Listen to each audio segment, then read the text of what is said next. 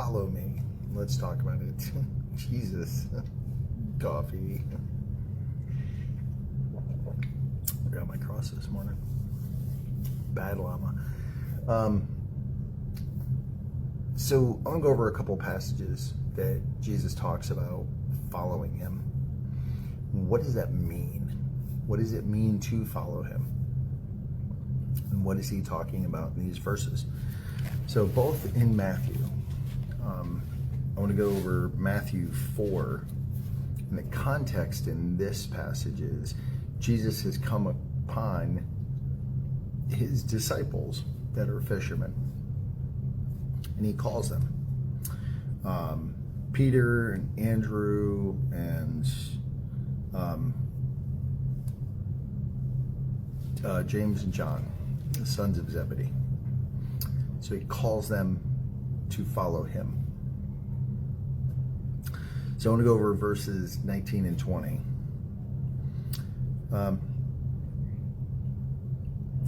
So in this passage, so verse 19 starts with, "Then he said to them, 'Follow me, and I will make you fishers of men.'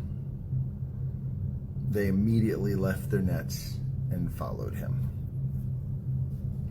So Pastor Rutt yesterday did a great message about discipleship and about multiplication. So what does it mean to follow Jesus? Well, we've talked about discipleship. What does discipleship mean? What does it mean to be a disciple? To be a disciple is to follow a leader. As Christians, we follow Jesus. And we strive to be more like him. So that's what being a disciple means, right? So we follow him, right? We follow we follow his teachings, we follow his life, right? Because he came down and showed us what the model life looked like. He taught us the model prayer in Matthew 6. Showed us what man looked like without sin, right? So follow me and I will make you fishers of men. Those aren't two separate thoughts, guys. That's one thought. Follow me and I'll make you fishers of men. One continual thought. It's not follow me and hey, I'll make you fishers of men. What does it mean to be, what did Jesus mean when he said, I'll make you fishers of men? Well, what he meant by that is, if we follow him, we follow what he did, then we will help others to follow him. By us following him, we will lead others to follow him. And therefore, we are becoming fishers of men, right? When you're fishing, you're catching fish, right? When we live life as a Christian, we're not perfect. He was perfect. We're never going to achieve that. Don't strive for it, because we should try to become more like him. And we should shoot for the moon so we land on earth. But we want to try and emulate his life. We don't want to live in the flesh. We want to live like Christ. It's a high, high, high mark, because he was perfect. We're not. Right? So, follow me and I will make you fishers of men. So when we follow him, we are helping those that aren't following him to follow him. All right? Remember the 4 stations that I talked about. We're spiritually dead before we come to Christ. We're spiritually dead, so we're in the grave. When we first place our faith in Christ, we're new creations, right? We're newborns. So where do newborns go? In the crib, right? So we're raised up because of Jesus. So we're raised from death to life, newborn life, so we're in the crib. As we grow up, we grow from the crib and we move to the table, which is where we love God and love others, right? And then after being at the table for a time, we get up and we move to the stove where we intentionally multiply. We go into, we're spiritually mature, so we understand what it's like to make disciples. We understand what it's like to come alongside others and help them be more like Christ and help them learn to make disciples. So it's intentional multiplication. You're trying to multiply disciples by making others into disciples. So follow me and I will make you fishers of men.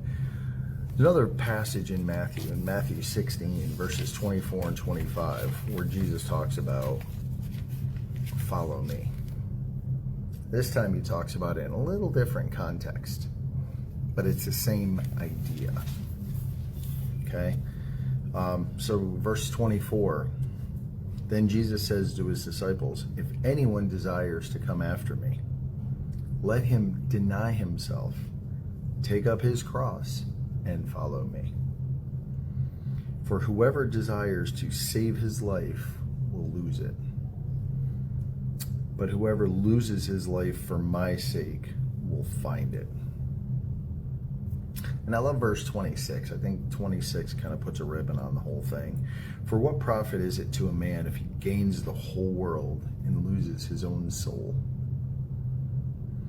Or what will a man give in exchange for his soul? So, if anyone wants to come after me, let him deny himself, deny his earthly and fleshly desires, take up his cross, which was, oh, by the way, a death mechanism, and follow me. Be more like me.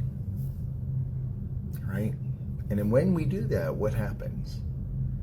We make disciples, because those who are spiritually dead see the way we live our life and wonder, what do we have? And they only wonder, what do we have, when people are anxious or depressed or fearful, and they look at us and we're going through the same type of thing, but we're not.